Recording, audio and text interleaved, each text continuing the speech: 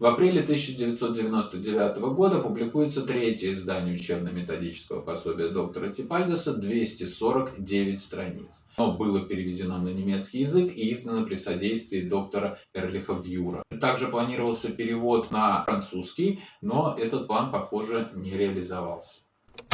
Об издании 1999 года. Доктор Типальдес адресует учебно-методическое пособие 1999 года врачам, хирургам и остеопатам, которым он рекомендует прибегать к описанному в ней терапевтическому подходу, опираясь на их опыт и здравый смысл.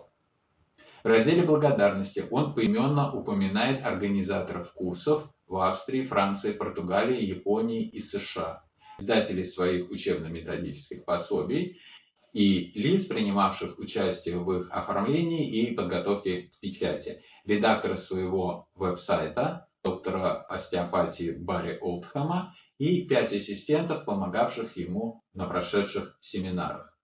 Роб Труакс, Нори Аниша, Барри Олдхэм, Георг Харрер и Патрис Кастельян.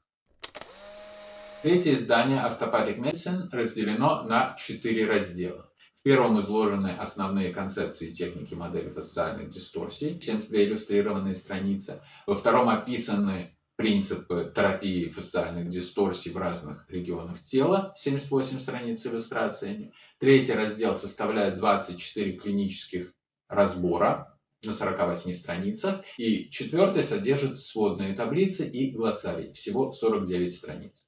Таким образом, издание 1999 года по сравнению с изданием 1997 года включает дополнительный раздел «Клинические разборы». Каждый из 24 представленных в нем кейсов наглядно демонстрирует, как конкретная травма и заболевание объясняются и лечатся с точки зрения ортопатии. Послесловие, кроме прочего, доктор Типальдес сообщает, что на текущий момент ортопатами Registered Orthopedists могут стать врачи-остеопаты, посетившие его курс из 3 семинаров, доступный в Америке, Канаде, Европе и Японии, и сдавшие ему двухступенчатый экзамен, включающий письменную и практическую части, и представившие научную работу, соответствующую установленному стандарту качества по клиническим или базовым научным аспектам ортопатического лечения. Типальдес выражает надежду, что его последователи в ближайшем будущем смогут внедрить ортопатический подход в хирургическую практику и терапию внутренних заболеваний, а также разработать методы радиологической диагностики фасциальных дисторсий. Презентуя это издание на своем веб-сайте, доктор Типальдес сообщает, что оно написано простым, понятным обывателю языком, которым специалист, ортопат, может разъяснить пациенту суть его проблемы, цель и ход лечения. В июне 1999 года интервью на радио в Мэйне, опубликованном наследниками доктора Типальдеса на Ютубе, доктор Типальдес подчеркивает, что считает разъяснительную работу с пациентом принципиально важной.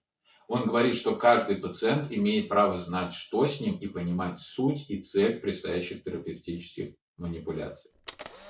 Таким образом, становится понятно в присутствии в текстах доктора Типальдеса аллегорических объяснений сути фасциальных дисторсий, предназначены не для коллег, а для того, чтобы у коллег было объяснение для людей, далеких от медицины, что и как они лечат. Но, как известно, благими намерениями выслана дорога в ад. Почти во всех книгах сегодняшних ФДМ-экспертов метафорические образы фасциальных дисторсий прочно заняли центральное место, что, естественно, отталкивает от ФДМ-врачей и лицензированных докторов остеопатии, для которых такая форма подачи материала неприемлема.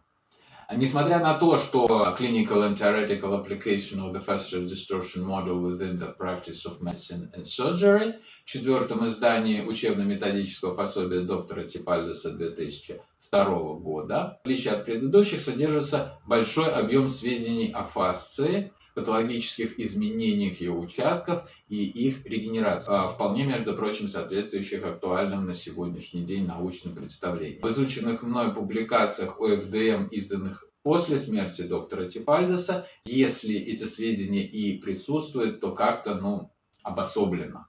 Ну и, конечно, смущает, что сборник «Ноутбук» 1994 года был и остается внутренним документом. Информация о нем не то что не публикуется, но даже не слишком тиражируется.